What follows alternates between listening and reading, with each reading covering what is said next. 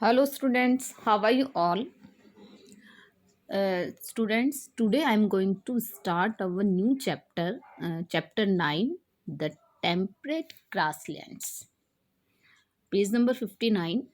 In this chapter, the grassland are the largest green pastures on the earth. These vast stretches of land are covered with tall grasses and scattered trees.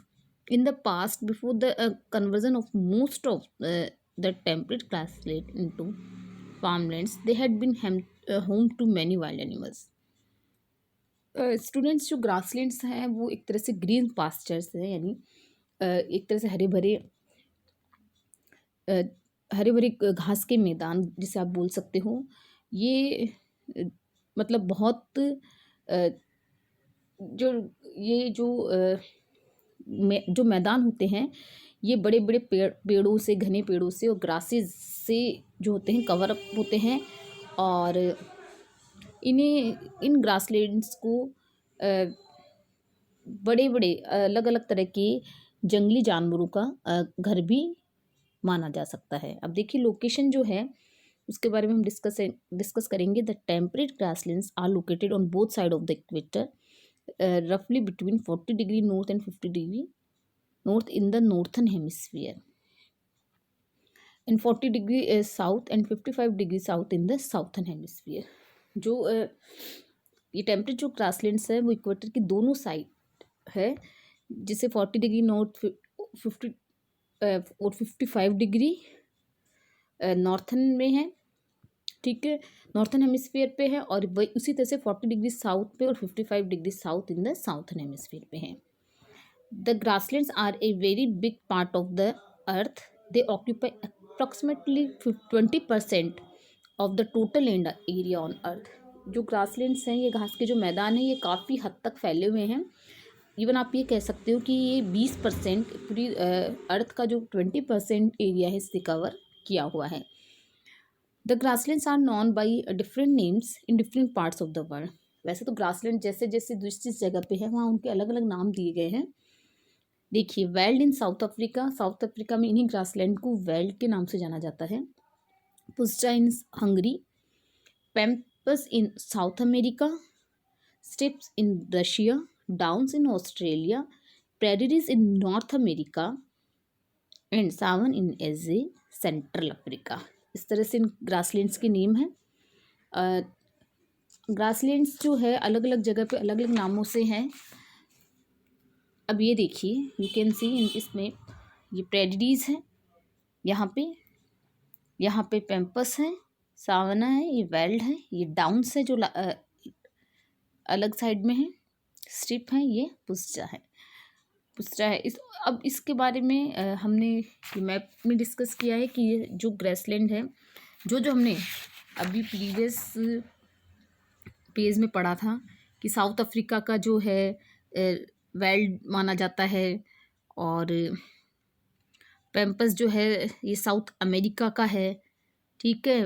Weld जो है वो south Africa का strip से है, Russia का है। सावन जो है सेंट्रल अफ्रीका का है। इस तरह से यहाँ पे देख सकते हैं कि ये जो ग्रासलैंड जो है चरवाहे हैं, वो घास की जो चरागाह है, मैदान जो है वो है। अब नेक्स्ट है page number 61, climate. The temperate grassland experience a hug different in temperature. In summer, the temperature is the regions can rise up to 30 degrees Celsius. जो ग्रासलैंड है उसमें ये है कि यहाँ का गर्मियों में जो टेम्परेचर है वो 38 डिग्री सेल्सियस तक राइज अप हो जाता है, और इन विंटर द टेम्परेचर में drop well below 0 degree Celsius. Even जब सर्दी आती है तो आप सोच सकते हैं कि वहाँ कितनी ठंड हो जाती होगी। 0 डिग्री सेल्सियस पे जो टेम्परेचर है वो ड्रॉप हो जाता है, मतलब गिर जाता है। The snowfall in winter helps to grasslands in retaining moisture of the soil. The temperature grassland experience moderate rainfall. यहाँ मॉडरेट रेनफॉल होती है, और जहाँ स्नोफॉल हो रही है तो वहाँ सर्दियों में भी ये जो ग्रासलैंड जो है ये मॉइस्चर, इसे मिट्टी को जो मॉइस्चर मिलता रहता है, क्योंकि यहाँ सर्दियों में स्नोफॉल होती है। आपको जैसे पता है 0 डिग्री सेल्सियस से भी नीचे टेम्परेचर अगर कहीं का हो जाता है तो वहाँ सर्दी कितनी हो जाती होगी। अब हम वेजिटेशन यानी वनस्पति के बारे में डिस्कस करेंगे। As the name suggests, grasses are the dominant vegetation of the temperate grassland. Grasses are able to survive long period of no rainfall. They have the ability to suck moisture from the soil and adapt to the climate. देखिए यहाँ पे कि जो grasses होती है वो इस तरह से होती है कि यहाँ लंबे टाइम तक अगर रेनफॉल नहीं भी होती है तो वो सर्वाइव कर जाती है, क्योंकि ये जो इनमें एक अलग यहाँ की जो वेजिटेशन इनमें एक अलग एबिलिटी होती है कि ये मिट्टी से अपना मॉइस्चर सोख लेती है। The soil is very fertile. सबसे बड़ी बात है कि यहाँ की जो मिट्टी होती है वो बड़ी ही उपजाऊ होती है। This make the grassland the most fertile reason of the world. अब जब ग्रासलैंड है, नाम ही ग्रासलैंड है, जहाँ वनस्पति की भरमार है, तो वहाँ आप समझ सकते हो कि वहाँ की मिट्टी होगी, उनका क्लाइमेट जो होगा, वहाँ की मिट्टी जो होगी वो भी उपजाऊ होगी। तो इसी वजह से वहाँ की जो वहाँ वनस्पति जो होती है वो जल्दी सर्वाइव करती है। और अब देखिए many types of grasses like blue grass, buffalo grass, Johnson grass, galletas etcetera are dominant in the grasslands.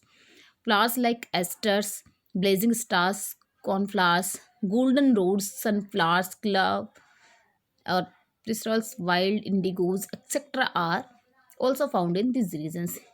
ये सभी तरह के फ्लावर्स और इसी तरह के ग्रासेस जो ऊपर मैंने नाम लिए हैं वो यहाँ मतलब सबसे ज़्यादा पाई जाती है। वाइल्ड लाइफ है। A large variety of grazing animals are found in the grassland.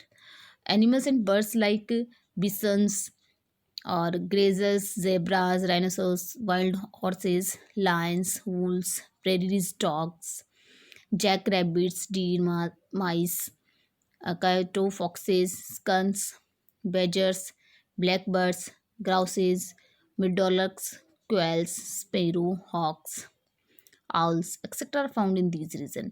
यहाँ आपको पता है कि हम मानते हैं कि जंगल जो होता है, जहाँ ज़्यादा से ज़्यादा पेड़ पौधे होंगे, जहाँ ज़्यादा वनस्पति होगी, तो वहाँ एनिमल्स भी ज़्यादा ही होंगे। ठीक है, तो वाइल्ड लाइफ भी यहाँ की बड़ी अच्छी खासी है। यहाँ जो जीव जंतु हैं जिनके नाम मैंने अभी भी लिए, जो जानवर जो है यहाँ आराम से रह रहे हैं, ये सभी एनिमल्स जो है यहाँ पे रहते हैं। तो वाइल्ड लाइफ जो है यहाँ पे अलग अलग वैरायटी के एनिमल्स जो है यहाँ पे पाए जाते हैं। अब आपको नेक्स्ट है the prairies have one of the biggest food bowls of the world. Prairies जो है एक सबसे बड़ा फूड बॉल्स माना जाता है पूरा वर्ल्ड का। अब आप समझ सकते हैं कि जहाँ वेजिटेशन की भरमार हो, जहाँ की मिट्टी फर्टाइल हो और जहाँ के क्लाइमेट सुटेबल हो, देन वहाँ पे किसी चीज़ की कमी तो होगी नहीं। तो ये इसी वजह से ये बिगेस्ट फूड बॉल माना गया है। Wheat, barley, oats and corn are cultivated in the prairies. ये जो फसलें हैं, वीट हुआ, गेहूँ वगैरह, बैर्ली वगैरह, ओट्स वगैरह जो है, यहाँ कॉर्न हुआ, ये सभी जो फसलें होती है, क्रॉप्स होती है, वो यहाँ कल्टिवेट होती है, उगती है। तो इसीलिए इसे फूड बॉल्स माना गया है। यानी यहाँ किसी भी तरह के अनाज की कोई कमी नहीं है। एक तरह से individual agriculture farms are spread over hundreds of acres. Individual agriculture farm जो है, खेत है इंडिविजुअल किसी के भी, तो वो भी यहाँ 100 एकर्स तक में फैले हुए हैं।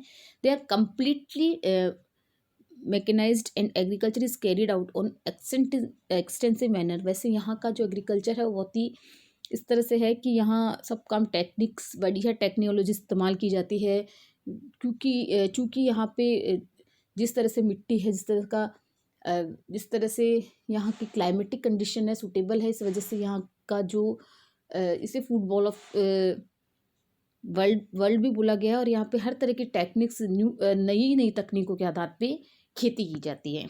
Live stock rearing is an important commercial activity.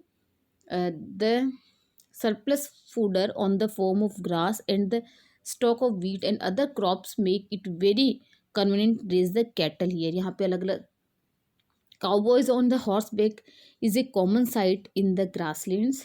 In South America, the cowboys are called gauchos and the farmers are called Astanesian. अब यहाँ जो काउबॉयज़ है वो चरावाया है, चरवाहा, मतलब जो चरवाहे को जो होता है काउबॉयज़ बोला जाता है, जो रेयरिंग करते हैं एनिमल्स की। देखिए you can see in this picture, ये काउबॉय हैं जो ये यहाँ पे क्योंकि चूँकि एग्रीकल्चर है, ग्रासलैंड है, यहाँ पे इससे रिलेटेड सारे काम होते हैं कि यहाँ गाय वगैरह या एनिमल्स वगैरह पाले जाते हैं।